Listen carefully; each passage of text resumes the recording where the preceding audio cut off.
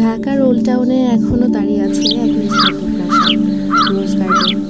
বাহিরে থেকে সাধারণ এক বাড়ি মনে হলেও এর ভেতরে লুকিয়ে আছে শত বছরের গল্প, রাজনীতি, প্রতিশোধ আর ক্ষমতার খেলা।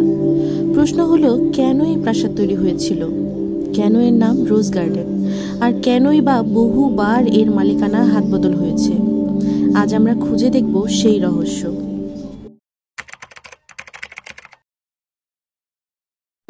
রোজ গার্ডেনের জন্মই হয়েছিল অপমান থেকে। বলা হয় ব্যবসায়ী হরিশচন্দ্র রায় চৌধুরী ঢাকার নবাব পরিবারের এক আসরে অপমানিত হন। সেই অপমান ভুলতে না পেরে তিনি সিদ্ধান্ত নেন ঢাকায় তিনি নিজেই বানাবেন এমন এক প্রাসাদ, যেখানে আভিজাতদের সমাবেশ বসবে। কিন্তু এখানে প্রশ্ন থেকেই যায়, একটি ব্যক্তিগত প্রতিশোধ কি সত্যিই ঢাকার অন্যতম ঐতিহাসিক স্থাপত্যের জন্ম দিতে পারে? হরিশচন্দ্র রায় তৈরি করেন এক বিশাল প্রাসাদ কমপ্লেক্স, ইউরোপীয় স্থাপত্যের সাথে মুঘলের রূপ। বড় বড় হলরুম, গ্যালারি, সিঁড়ি, নাচঘর আর জমকালো সজ্জা। আর এর মাঝেই ছিল মূল আকর্ষণ, গোলাপ বাগান।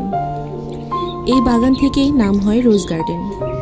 কিন্তু কৌতূহলজনক ব্যাপার হচ্ছে, প্রাসাদ বানানোর কয়েক বছর পরই হরিশচন্দ্র রায় এ বাড়ি বিক্রি করে দেন। কেন তিনি এত ব্যয় সাপেক্ষ প্রাসাদ বানিয়ে হঠাৎ বিক্রি করে দিলেন? এই প্রশ্ন আজও রহস্য হয়ে আছে।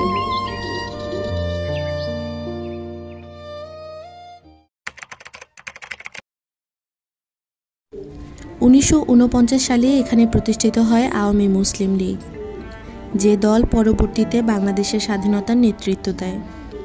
অর্থাৎ এই প্রাসাদের ভেতর শুধু উৎসব আর নাচগানই হয়নি, এখানে শুরু হয়েছে এক জাতির রাজনৈতিক যাত্রার সূচনা। তবে অনেকের মতে এই ভবন স্বাধীনতার রাজনীতির সাক্ষী হয়ে ওঠার পর থেকেই অস্বাভাবিকভাবে মালিকানা বদলাতে শুরু করে। হরিশচন্দ্র রায় চৌধুরীর পর রোজ গার্ডেন একে একে যায় নওয়াব পরিবার, ব্যবসায়ী, জমিদার আর প্রভাবশালী রাজনৈতিক পরিবারের হাতে। কিন্তু আশ্চর্যের বিষয় হলো, কেউই দীর্ঘ সময় এই বাড়ির মালিক হতে পারেননি। কেন? অর্থনৈতিক কারণে, রাজনৈতিক চাপ, নাকি এর ভেতরকার ইতিহাস কাউকে শান্তিতে থাকতেই দেয়নি? 2021 সালে বাংলাদেশ সরকার রোজ গার্ডেন কিনে নেয়। উদ্দেশ্য একে জাদুঘরে পরিণত করা। বর্তমানে সংস্কার কাজ চলছে, কিন্তু যারা কাছে থেকে দেখছেন তারা বলেন ভেতরে ঢুকলেও এখনও যেন অন্যরকম এক নিস্তব্ধতা অনুভব হয়। হয়তো এটা ভূতের কাহিনী নয়, কিন্তু এই প্রাসাদের অতীত এতটাই ভারী যে আজও তা বাতাসে ভেসে বেড়ায়।